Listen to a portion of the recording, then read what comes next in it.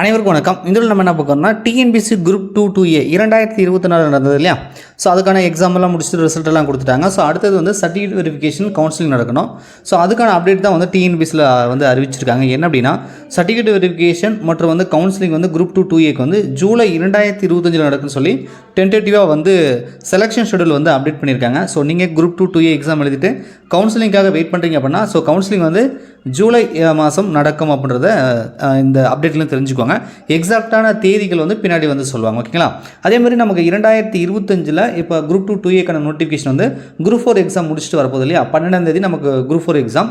So அதே ஜூலை 15ஆம் தேதி பார்த்தீங்கன்னா நமக்கு புதிய நோட்டிஃபிகேஷன் கொடுக்குறதாகவும் ஆனுவல் பிளானில் வந்து கொடுத்துருக்காங்க. ஸோ வந்து கவுன்சிலிங்க்கு முடியாமலே நமக்கு புதிய அறிவிப்பும் வரலாம் அப்படின்றத நம்ம எதிர்பார்க்குறோம். ஸோ இதுக்கு முன்னாடிலாம் பார்த்தீங்கன்னா கவுன்சிலிங் முடித்தா தான் அடுத்த அறிவிப்பு கொடுப்பாங்க. பட் இப்போலாம் பார்த்திங்க அப்படின்னா கவுன்சிலிங் நடக்கும் முதல்ல கவுன்சிலிங்கே முடியலனா கூட புதிய நோட்டிஃபிகேஷன் வந்து அறிவிச்சிடறாங்க. ஸோ அதன் அடிப்படையில் பார்க்கும்போது குரூப் 2 2Aக்கான நோட்டிஃபிகேஷன் வந்து நம்ம ஜூலை 15 எதிர்பார்க்கலாம். ஸோ இந்த செய்தி உங்களுக்கு ஷேர் பண்ணுறதுக்காக தான் நாங்கள் மேக் பண்ணோம். நன்றி, வணக்கம்.